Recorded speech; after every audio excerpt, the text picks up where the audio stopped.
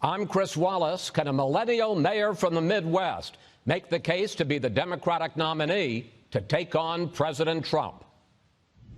My name is Pete Buttigieg. People get tripped up on that, so they usually just call me Mayor Pete. At 37, the youngest entrant in the field, rising in the polls, and now on President Trump's radar. We have a young man, Buttigieg.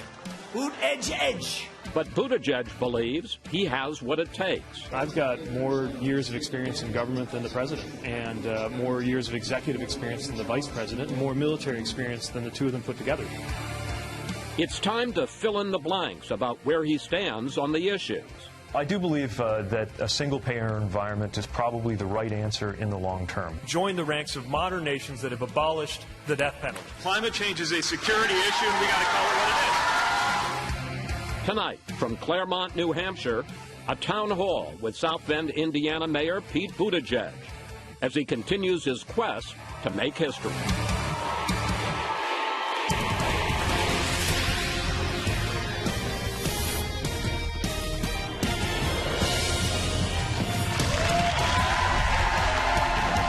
Good evening from Stevens High School here in Claremont, New Hampshire, home of the 2016 state football champion Stevens Cardinals. And welcome to a Fox News town hall with South Bend Mayor Pete Buttigieg. I got to tell you, and you can feel it, this is a hot ticket. More people have shown up for this town hall than any of our previous ones. We have a lot to cover tonight, so let's get right to it and bring out Mayor Pete Buttigieg.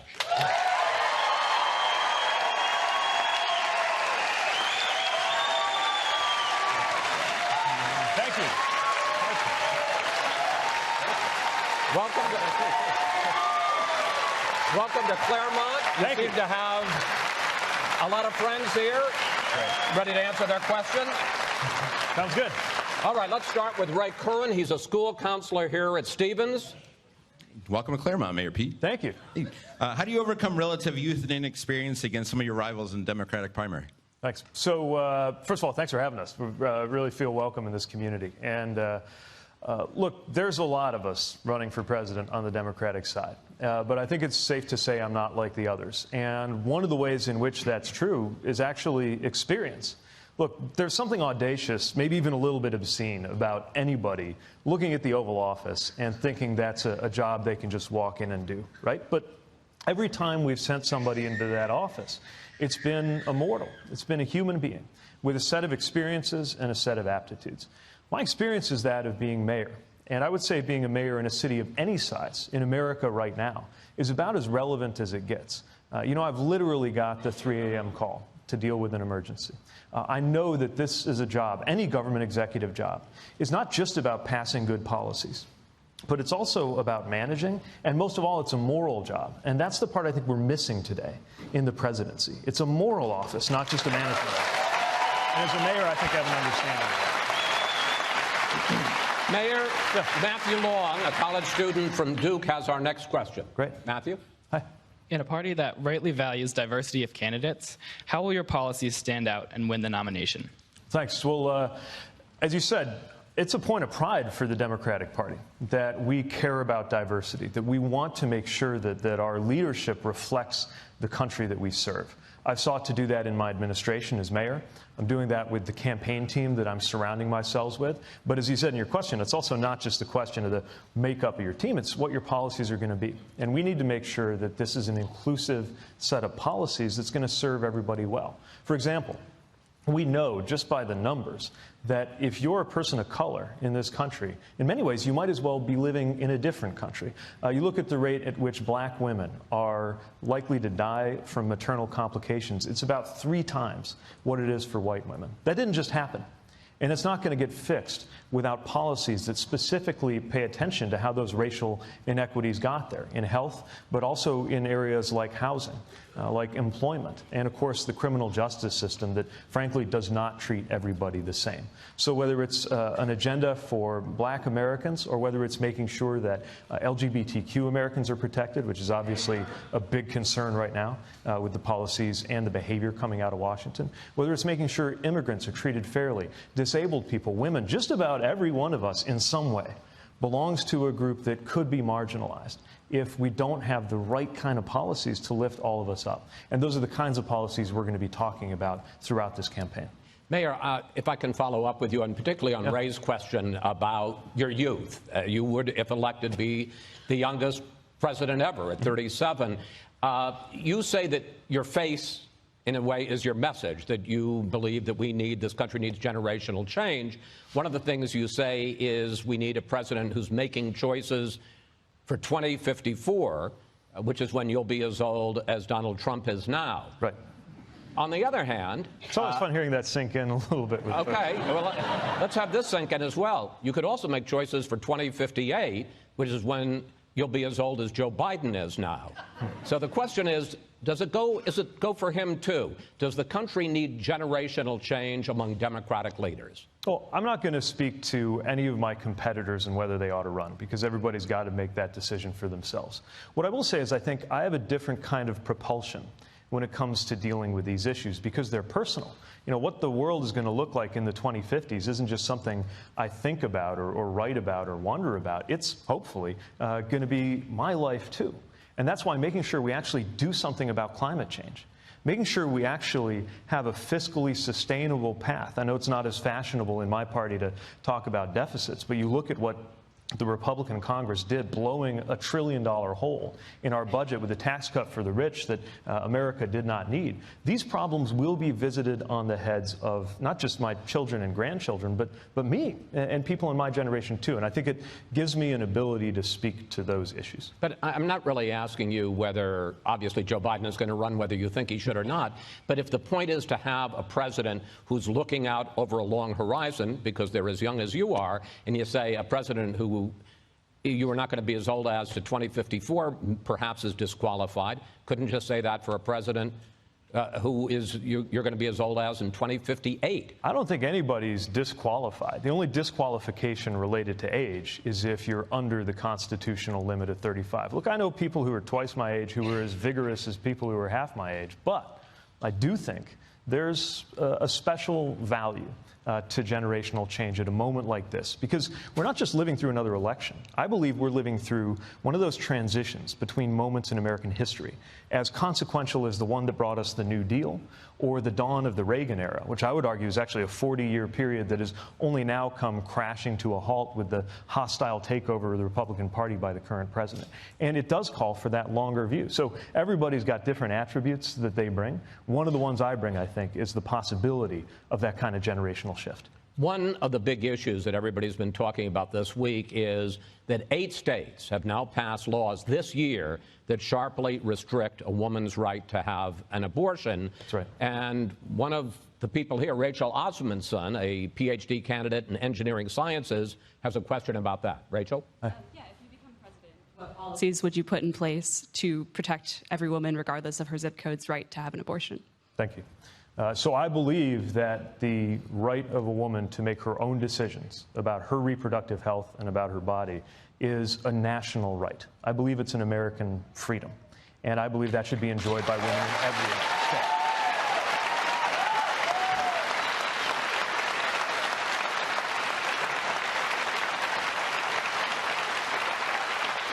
Now, being a Democrat with pro-choice values who lives and governs in a community in Indiana, I get that there are a lot of passionate views on this, a lot of people I care about. Even some of my supporters believe differently than I do, but that's what I believe. And I believe that the next president needs to be ready to protect those rights. First of all, and the simplest thing, is appointing justices and judges who recognize that that is part of American freedom. Another is to make sure that we're not starving America of resources, not just for that kind of reproductive care, abortion care, but all kinds of reproductive care. If we really care about women, if we really care about life, then we've got to make sure, from common sense sex education to access to birth control, that we're preventing many of those unwanted pregnancies from happening in the first place.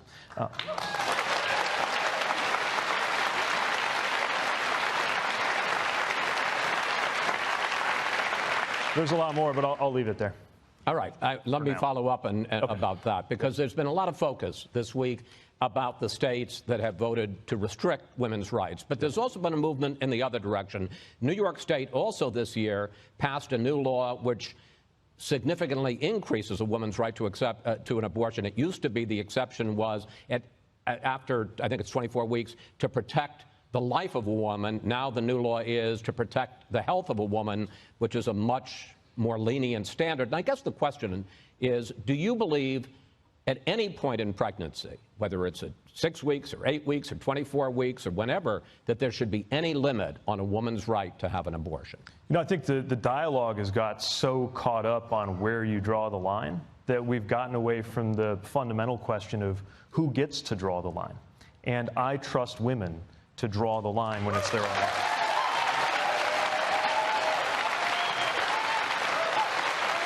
So just to be clear, you're saying that you would be okay with a woman well into the third trimester deciding to abort her pregnancy? Look, these hypotheticals are usually set up in order to provoke a strong emotional... But in fairness, all right, so it's not hypothetical. There's 6,000 women a year who get abortions in the third trimester. That's right, representing less than 1% of cases. I know, but 6,000 pregnancies. Let's take ourselves in... Yeah. So let's put ourselves in the shoes of a woman in that situation. If it's that late in your pregnancy, that means almost by definition, you've been expecting to carry it to term. We're talking about women who have perhaps chosen a name, women who have purchased a crib, families that then get the most devastating medical news of their lifetime, something about the health or the life of the mother that forces them to make an impossible, unthinkable choice. And the bottom line is, as horrible as that choice is, that woman, that family may seek spiritual guidance, they may seek medical guidance, but that decision's not going to be made any better, medically or morally, because the government is dictating how that decision should be made.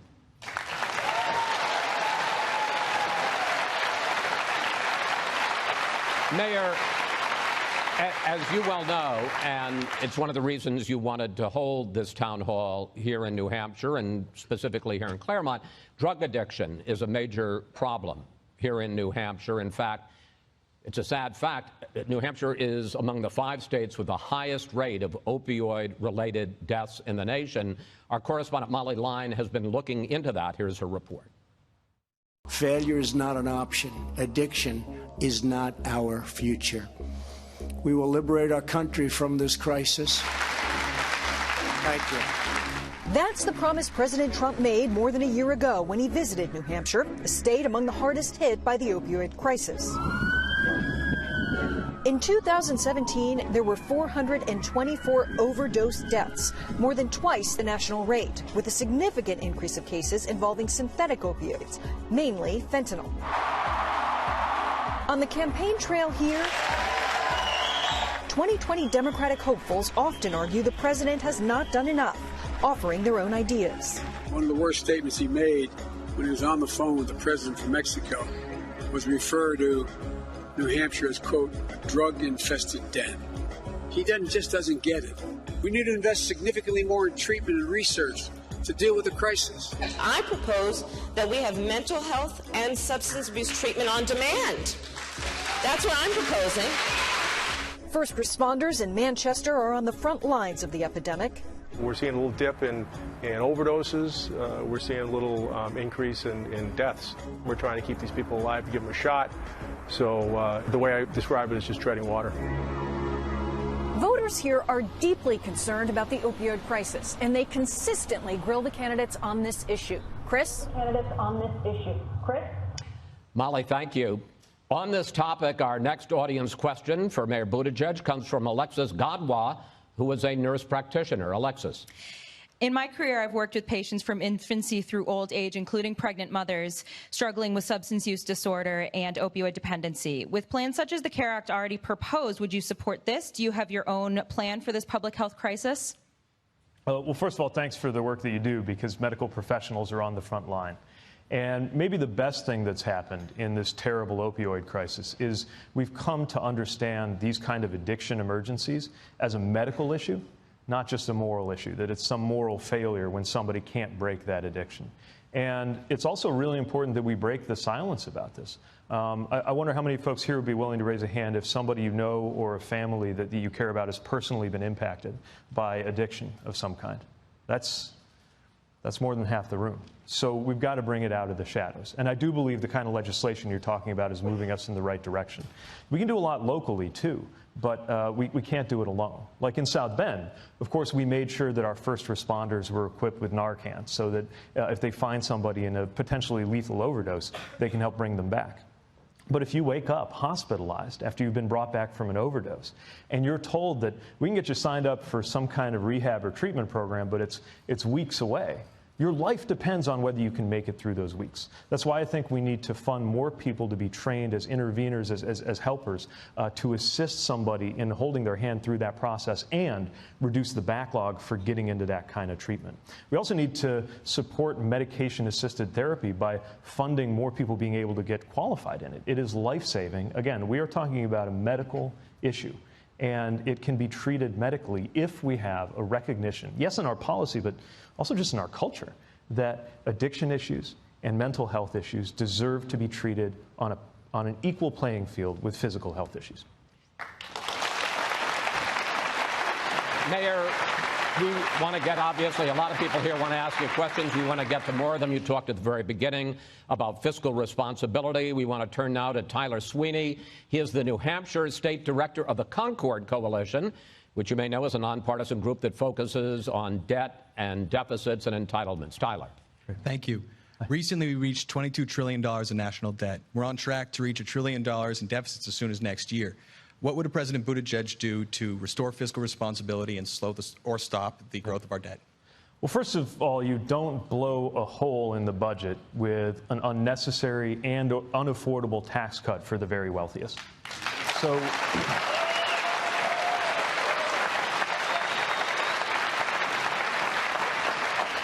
part of it's do no harm, right?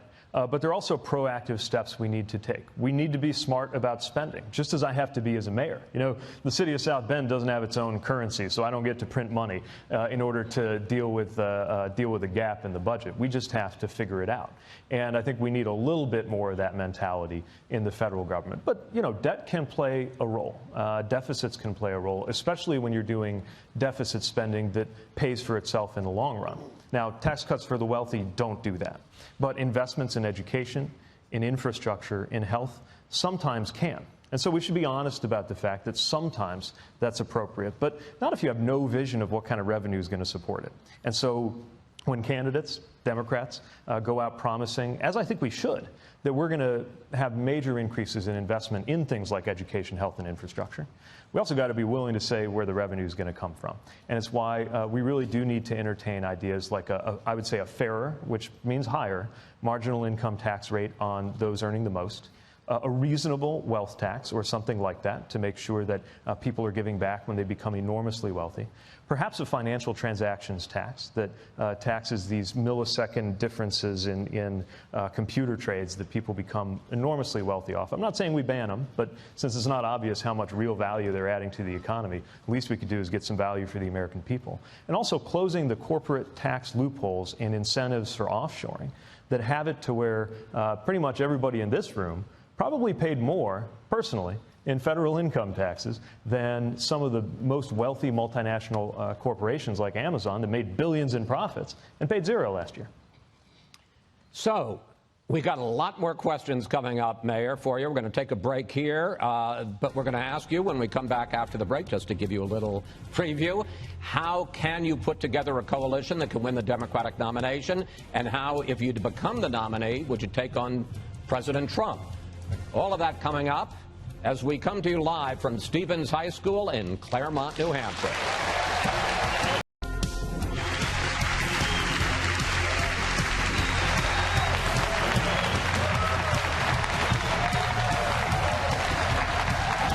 And welcome back to our Fox News Town Hall here in the gymnasium, the home of the Cardinals at Stevens High School in Claremont, New Hampshire, along with South Bend Mayor Pete Buttigieg.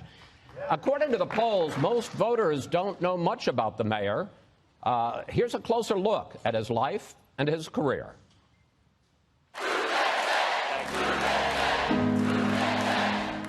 If he wins, he would be the youngest president in U.S. history. I recognize the audacity at age 37 to seek the highest office in the land. But Pete Buttigieg, commonly known as Mayor Pete, has quite the resume. Peter Paul Montgomery Buttigieg was born in South Bend, Indiana in 1982. He caught the attention of Caroline Kennedy when he was a senior in high school, winning the JFK Library Essay Contest, writing about then-Congressman Bernie Sanders. Valedictorian of his high school class, he went to Harvard, then attended Oxford as a Rhodes Scholar. He can read or speak 8 different languages. Bonjour, je suis Pete Buttigieg de South Bend, Indiana. أهلا وسهلا أنا Pete Buttigieg. Salam, Pete Buttigieg اسمي.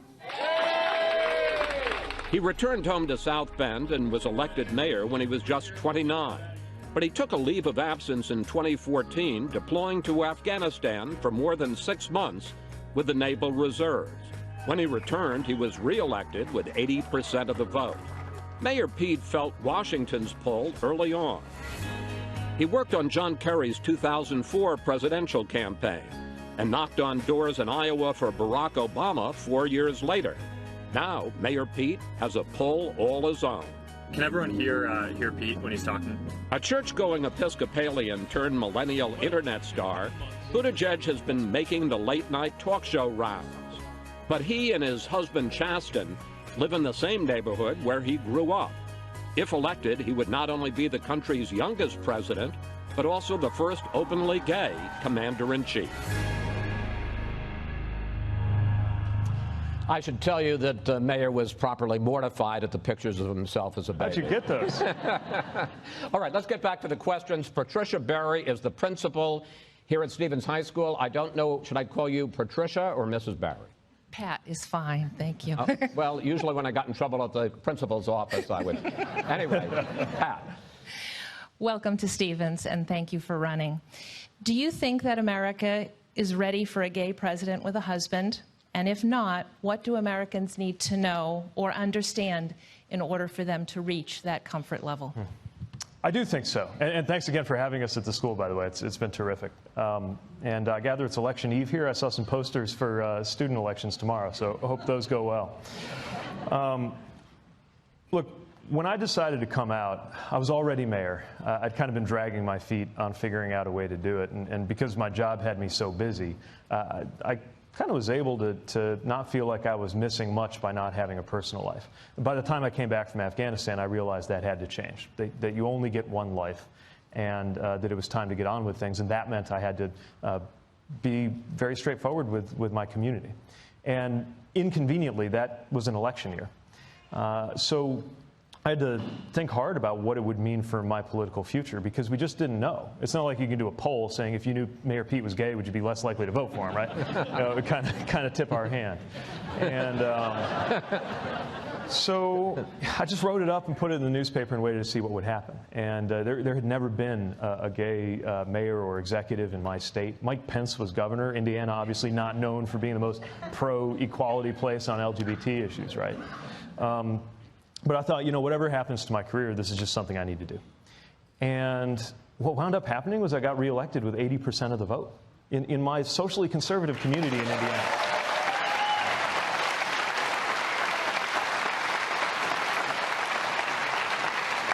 I get that there's, in particular, an older generation of people who grew up conservative who were brought up to reject who I am. But I also see, if nothing else, because I think these are also compassionate people, that anybody can kind of make their way to the right side of history if you just remind them that we're all people, and that love is one of the best things any of us has to offer. But I think in this election, Americans are going to vote based on who's going to make them better off. Who's trying to get you a raise? Who's trying to protect your health care? Who's trying to secure your freedom? Who actually has a vision about where America is headed globally and here at home? I really have, you don't run for office unless you have some measure of faith and hope in the American people, that for all the ups and downs of the political process and all the moments when it delivers a result that's disappointing, that at the end of the day, it's worth trusting voters with that choice, and that they will evaluate you for who you really are.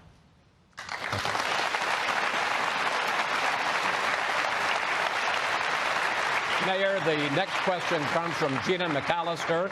She's a businesswoman and in nearby Reading, Vermont. I guess we have to let a Vermonter here into New Hampshire.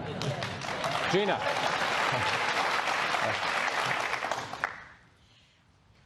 Hello. Hi.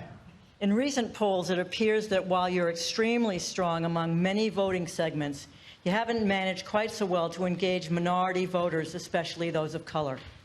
What are you doing or planning to do to better reach that segment of our population? Thank you. It's a really important strategic but also ethical question for our campaign. It's not just in order to win, but in order to deserve to win.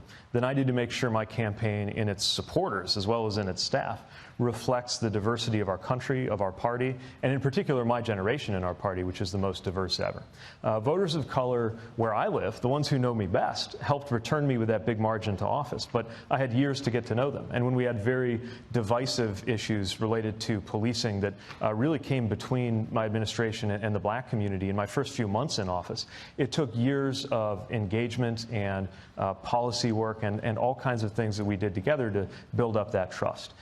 We don't have years to earn the confidence of voters in the primary electorate. Frankly, voters who feel like they've been let down by Republican and Democratic presidents alike. And the challenge for us is, I don't have the advantage of having been famous for years and years. And when you're not somebody that people feel like they've known for a long time, nor yourself a person of color, you got to work extra hard to get to know folks. But that's exactly what we're doing. In our travels, not just in the town halls and the speeches and the kind of stuff you see on TV, but sometimes behind closed doors in private, we're engaging in a process of listening and speaking with activists, with faith leaders, with community leaders, elected officials from communities of color to make sure that they are able, not just I hope to support my campaign, but also to shape it by letting me know what things they believe are most of concern. And I think that's how, with less time than I had to do it back home, but with a lot of energy and a lot of goodwill going into it, that's how I believe I can earn that support. Mayor, I want to, if I may, drill down on this a little bit, because people have been struck, not particularly here in New Hampshire, but in places where there is a very large African-American population like South Carolina, how few people of color show up at your rallies. We had a Fox News poll that just came out this week, and it showed that among people of color, you have less than 1% support, as opposed to Joe Biden, who has 38%. I understand he's been around for a long time. He was Barack Obama's vice president. But how do you break through to them, particularly compared to other candidates who are of color themselves, and somebody like Joe Biden, who has such a long record in the African-American community? I mean, you're not, I think you'd agree, you are not going to win the Democratic nomination unless you can build up support among African-Americans. Of course, that's one reason it's such an important priority. But again, it's not just in order to win, it's in order to deserve to win. And I believe that my record, the work that we did in our community in order to bring people together and serve minority residents in particular, is a very good record that is competitive with any of the other folks on that list. But I'm not famous, or I seem to be getting famous, but I don't have those years where people feel like they've gotten to know me. And so it shows. But I mean, if I may just interrupt, on the other hand, you have had no problem breaking through with a lot of white voters, but in the African-American community, not so much. So there are the folks who are going to automatically find their way to my events, to my campaign, to my rallies, and then there are the people who will not hear my message unless I reach out to them. And I think that's particularly true of black and brown voters who are just skeptical of people who come along seemingly out of nowhere. And so it's why we've worked so hard to make sure that as we go into this summer, in our outreach and in our substance, that we're speaking to voters who are concerned with what the next president can do to deal with, for example, the glaring racial inequities that we see in our society. It's not just the criminal justice system, although that's one of the ones that rightly gets talked about the most. It's entrepreneurship, it's health, it's education, it's housing. And I think voters are expecting to hear what you're going to do about it. I'm very much looking forward to continuing to engage with voters on why our plan is the one that makes the most sense. Another question. Colby Clough is 19 and works at a local grocery store. Colby. Hi. Hello, Mayor Pete. My question is, what is your opinion, if any, about the Democratic Party possibly impeaching Trump and making it so people think twice about voting for a Democrat in 2020? Well, I think that if you look at the conduct of this administration and the conduct of this president, there's no question that it is beyond the pale Morally, to put it politely, it is legally questionable too. And he may well have done things that deserve impeachment, but that's for Congress to decide. My role, not as a member of Congress, but as a candidate, is to try to get a new president in a different way. In other words, I think that the thing that would really put an end, not just to this presidency, but to the divisiveness, to the corruption, to the behavior, and to the cover that congressional Republicans, many of whom you can just tell know better, but they're giving it cover because they think they have to politically. The best way, in my view, to change that equation is for there to be an enormous defeat for this president and what he represents at the ballot box.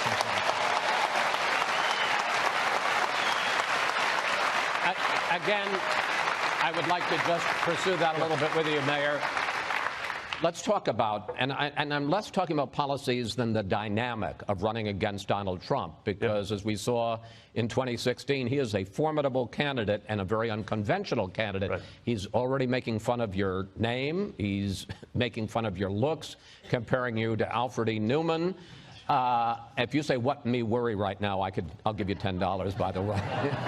But seriously, how would you deal with him? Because that's one of the concerns, I think, for Democrats. Who can be on the debate stage, and how would you handle the insults and the attacks and the tweets and all of that? The tweets are, I don't care.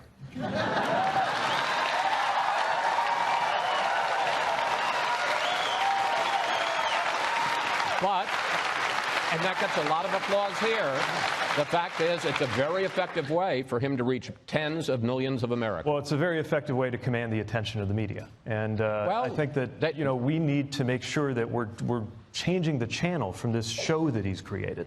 Because what matters, and I get it, look, it's mesmerizing. It's hard for anybody to look away. Me too. It is the nature of grotesque things that you can't look away.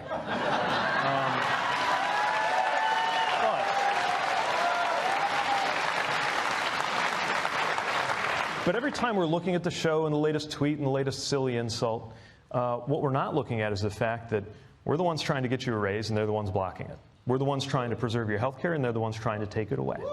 We are the ones who are actually prepared to deliver on something like paid family leave, and they're against it.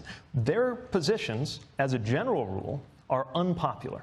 And if we focus on what's going to happen in your life, in other words, if we make it less about him and more about you, paradoxically, I think that's actually the best way to defeat him. Now, the other thing we've got to do is we've got to find people where they are. You know, a lot of folks in my party were critical of me for even doing this with Fox News.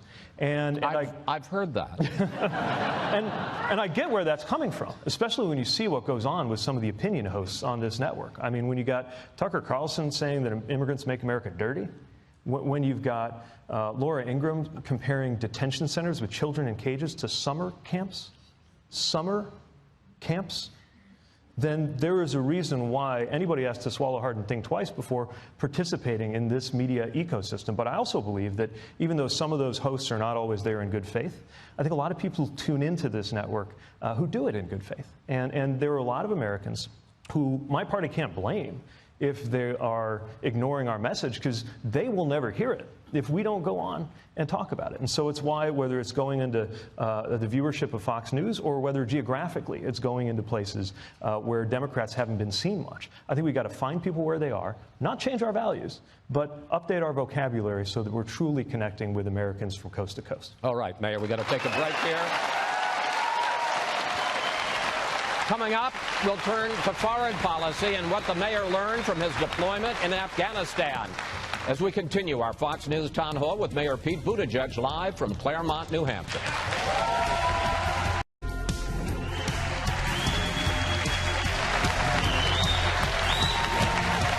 And welcome back to our Fox News Town Hall with Mayor Pete Buttigieg at Stevens High School in Claremont, New Hampshire. We want to turn now to foreign policy, which we haven't had much of a chance to talk about. Brian Cohen is a teacher at the Putney School, also from that strange place called Vermont. Brian? Hi, Mayor Pete. You've seen war firsthand. I'm wondering, under what circumstances would you consider the use of military force?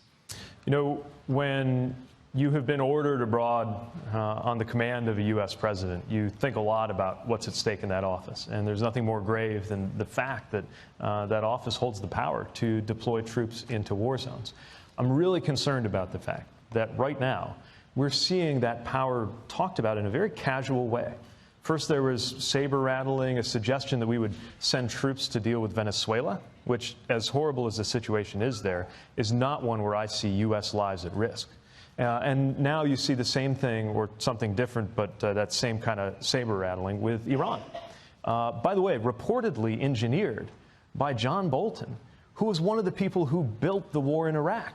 How somebody who is behind that, one of the worst foreign policy mistakes in American history, is allowed anywhere near the situation room of a president who claims, probably falsely, but claims that he was against the Iraq war all along, is unbelievable to me. The next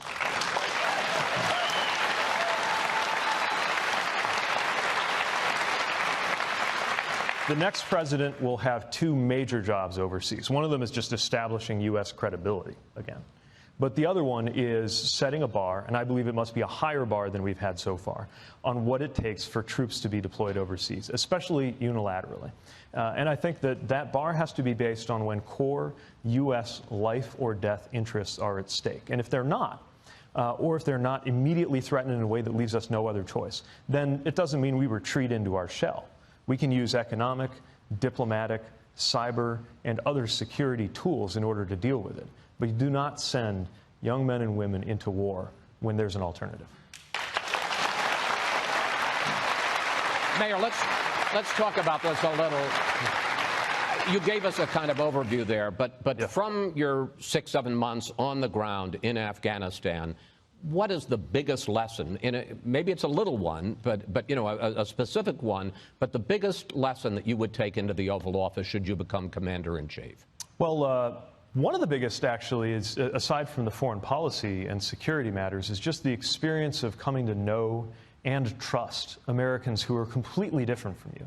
Part of my job was driving or guarding vehicles when we took vehicle movements outside the wire, either around Kabul or occasionally between Kabul and Bagram. And when somebody got in my vehicle, they did not care whether I was a Democrat or Republican. They did not care what country my dad immigrated from or whether I was going home to a boyfriend or girlfriend. They wanted to know if I had studied the route and knew how to look out for IEDs, and if I had chambered around in my M4, and if I knew what to do if something happened to us. And that kind of trust that we built, people of different ages and races and definitely different political views. Some of the folks I served with might be watching right now. That kind of bond is something that I wish more Americans had, but I don't think you should have to go to war in order to have it. It's one of the reasons why I think national service, at a time like this where we're so fractured and divided, would do a lot of good. Yes, military, but perhaps also more opportunities in the Peace Corps or AmeriCorps, different service year opportunities that young people can have here in the U.S. to thicken the fabric.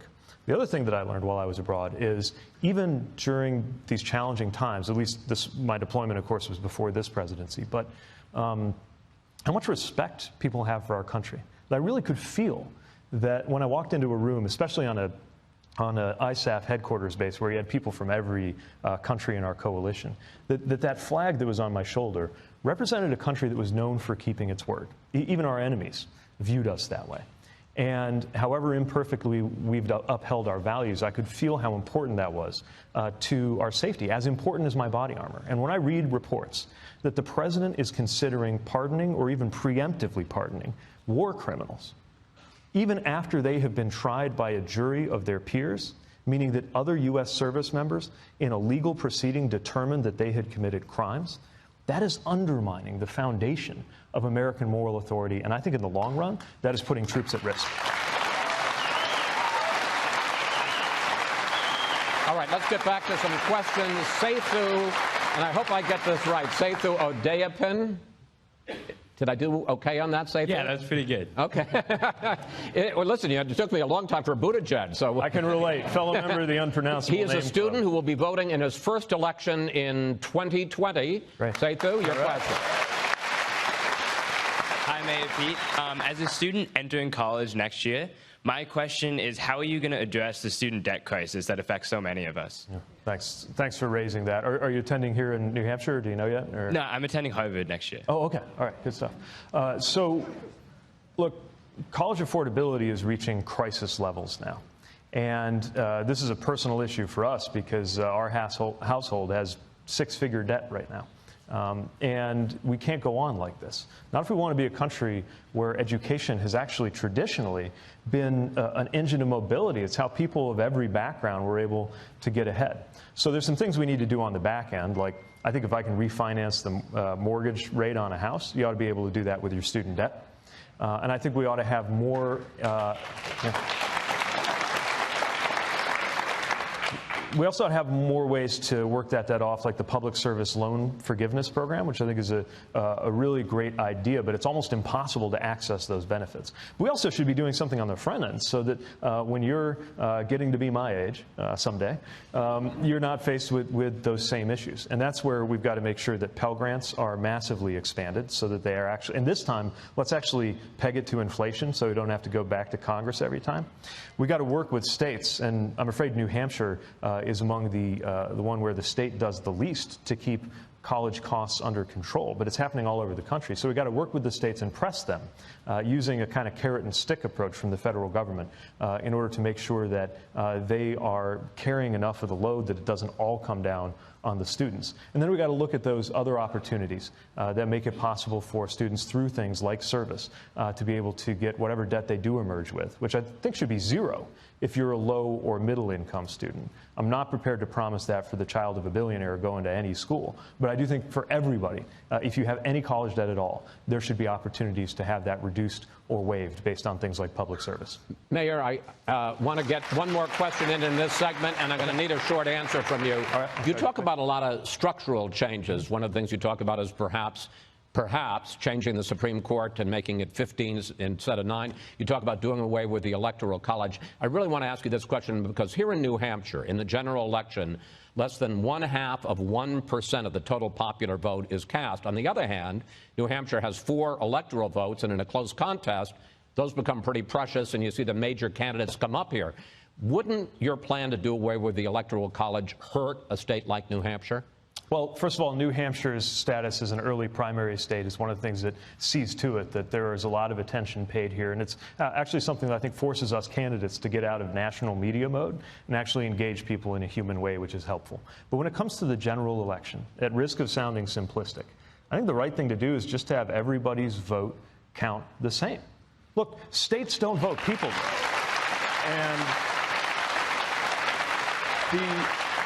the interest of somebody living in one part of this state versus another part of this state isn't the exact same just because they happen to be part of the same state. I think if we're going to call ourselves a democracy, it would be fitting for us to pick our president by just counting up all the votes and giving it to the person who got the most. I don't think it's that hard a concept, and I don't know why we're resisting that kind of change. Mayor Pete, thank you. Coming up, we're going to get a little personal with the mayor in a lightning round that you don't want to miss. When we return, I got to tease this so they'll stay around. When we return to Stevens High School, home of the Cardinals, here in New Hampshire.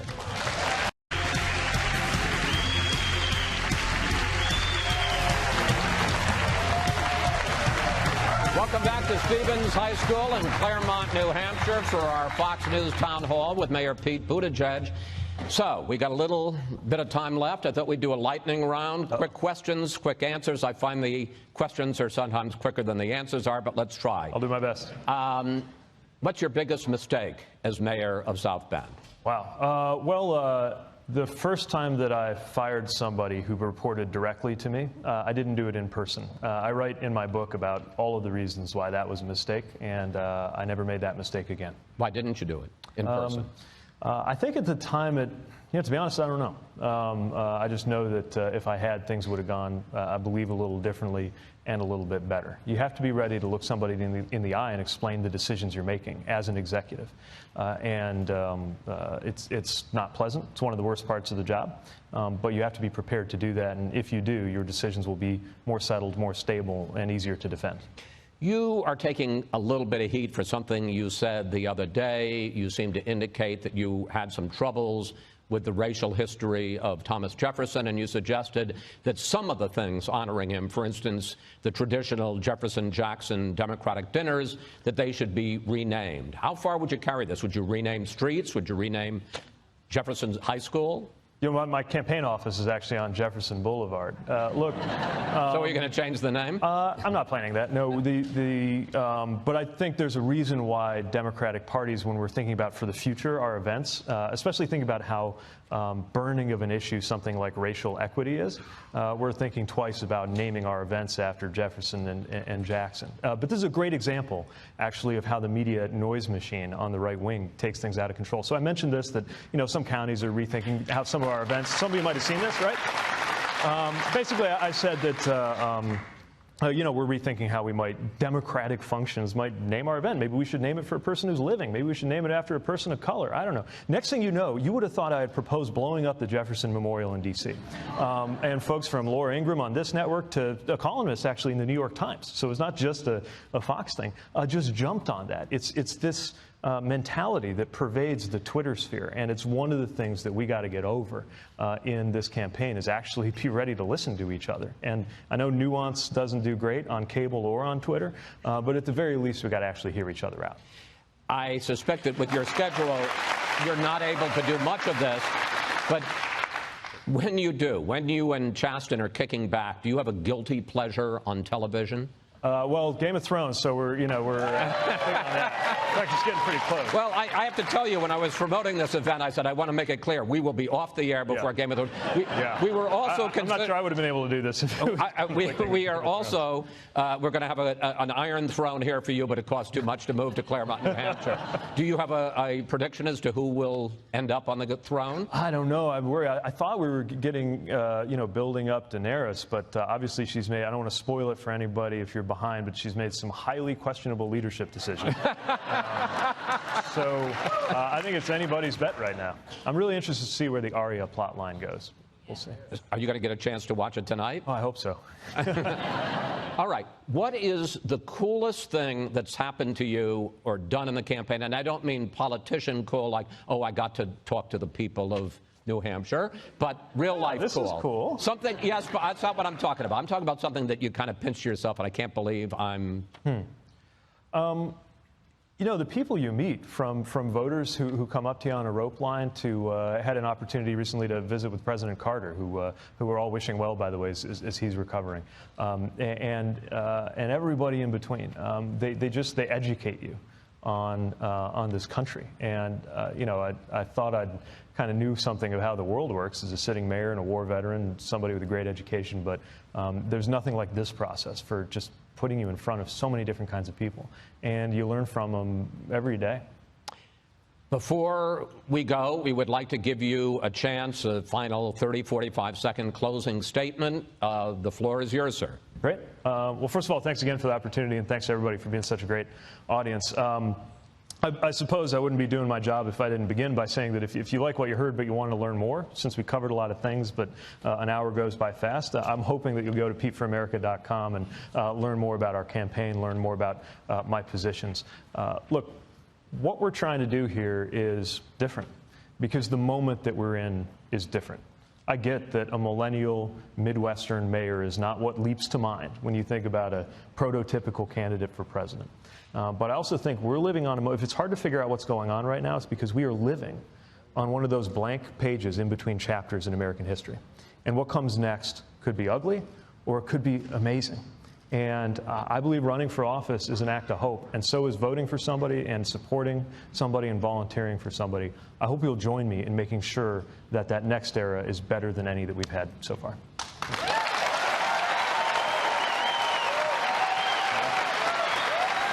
Thank you, Mayor, and thank you. Wow, a standing ovation. Right. Thank you, Mayor. Thanks to our audience here at Stevens High School in Claremont, New Hampshire, for your terrific questions. Be sure to join us for our next town hall with Senator Kirsten Gillibrand 2 weeks from tonight, Sunday, June 2nd in Dubuque, Iowa. But that's it for tonight. Have a great week, and we'll see you back in Washington next Fox News Sunday. Good night, everybody.